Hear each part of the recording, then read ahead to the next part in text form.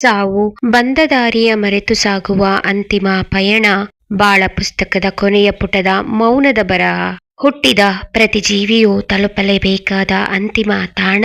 ಮಂಡಿಯೂರಿ ನಿಲ್ಲಲೇಬೇಕು ಸಾವಿನ ಮುಂದೆ ಪ್ರತಿಯೊಂದು ಪ್ರಾಣ. ಯಾರೂ ಜೊತೆಗೆ ಬರುವುದಿಲ್ಲ ಈ ಕಡೆಯ ಹಾದಿಯಲ್ಲಿ.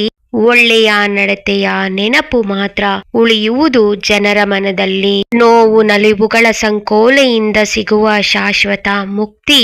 ಪ್ರಕೃತಿಯ ಈ ಅದೃಶ್ಯ ನಿಯಮವ ತಡೆಯಲಾರದು ಮತ್ಯಾವ ಶಕ್ತಿ. ಕಣ್ಣೀರು ಸುರಿಸುವ ಬಂಧು ಬಳಗದ ಪ್ರೀತಿಯ ಅಳಲು. ಮಣ್ಣಿನ ಅಡಿಯಲ್ಲಿ ಅಡಗುವುದು ಈ ದೇಹದ ನೆರಳು. ಕ್ಷಣಿಕ ಈ ಬದುಕು, ಸಾವೇ ಇಲ್ಲಿ ಅಚಲವಾದ ಸತ್ಯ. ನೀ ಮಾಡುವ ಪ್ರತಿ ಕಾರ್ಯವೂ ಆಗಿರಲಿ ಲೋಕಕ್ಕೆ ಹಿತಪ್ರದ ನಿತ್ಯ.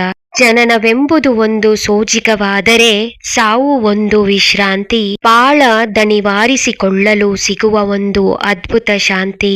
ಆಸ್ತಿ ಅಂತಸ್ತು ಹೋಗುವಾಗ ಇವನ್ನೆಲ್ಲ ಒಯ್ಯಲಾರೆವು.